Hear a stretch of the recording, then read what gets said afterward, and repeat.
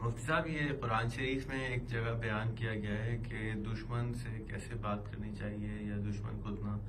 دوست کیسے بنانا چاہیے، ذرا کائنڈلی اس کے بارے میں بتائیے گا۔ جی السلام علیکم ریحان بھائی،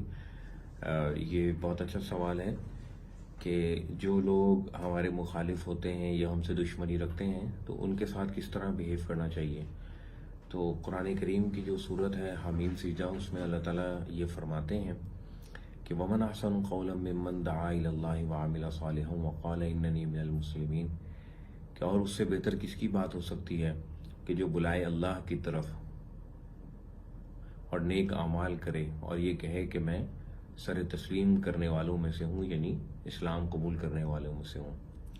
پھر اللہ تعالیٰ یہاں پہ فرماتے ہیں کہ یاد رکھو کہ وَلَا تَسْتَوِي الْحَسَنَةُ وَلَا السَّيِّئَةُ، اچھائی اور برائی برابر نہیں ہو سکتی۔ ادفع باللتی ہی احسن، برائی کو دور کرو اچھائی کے ذریعے سے، یعنی کوئی برا کرے تو اس کے بدلے میں اس کے ساتھ اچھائی کرو۔ فَإِذَا الَّذِي بَيْنَكَ وَبَيْنَهُ عَدَاوَةٌ، پس تمہارے اور اس کے درمیان جو دشمنی ہوگی وہ كَأَنَّهُ وَلِيٌّ حَمِيمٌ، تو وہ بدل جائے گی گرم جوش دوست کے اندر۔ مگر اللہ تعالیٰ فرماتے ہیں کہ یہ آسان نہیں ہے کہ کوئی آپ کے ساتھ برا کرے، آپ کو برا بھلا کہے، آپ کو گالیاں دے، آپ کی غیبت کرے اور آپ اس سے مسکرا کے ملیں اور آپ اس کے لیے دعائیں کریں اور آپ اس کو تحفہ دیں۔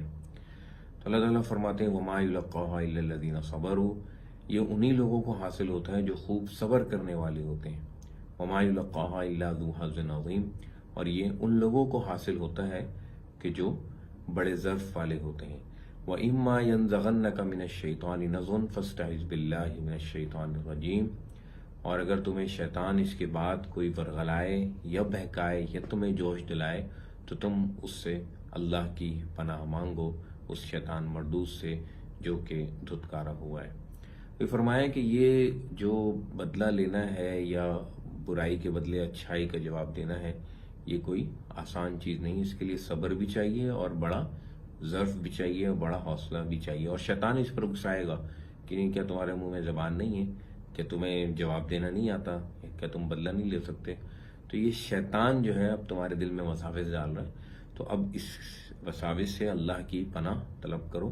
اور اللہ کی جو ہے قریب ہونے کی کوشش کرو، اللہ کو یاد کرو تاکہ شیطان کا وسوسہ تم پر کام نہ کر جائے اور تم پر غالب نہ آ جائے۔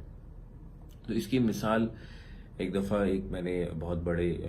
جو گرو تھے ان سے یہ سنی کہ جب کوئی شخص ہمارے پاس نیگیٹیوٹی لے کر آتا ہے، چنگاری لے کر آتا ہے، تو ہم اس چنگاری کو بجھانے کی کوشش کرتے ہیں پیٹرول کے ذریعے سے، ہم اس کے اوپر ایک بالٹی پیٹرول پھینک دیتے ہیں، تو اس سے کیا ہے، آگ بھڑک جاتی ہے۔ یعنی آپ کسی کی برائی کا جواب بڑی برائی سے دیں گے یا اتنی ہی برائی سے دیں گے تو وہ آگ جو ہے وہ بھڑکے گی، وہ ختم نہیں ہوگی۔ تو جو چنگاری لے کر آ رہا ہے اس کے لیے تو یہ ضروری ہے کہ آپ اس کے اوپر پانی کی بالٹی ڈالیں، اس کے اوپر جو ہے وہ مٹی ڈالیں، اس کو جو ہے نا وہ ختم کرنے کی کوشش کریں، نہ کہ بھڑکانے کی کوشش کریں۔ تو یہی فلسفہ قرآن کریم بھی بیان کر رہا ہے کہ جو برائی کرے تمہارے ساتھ، اس کے ساتھ پلٹ کر اچھائی کرو۔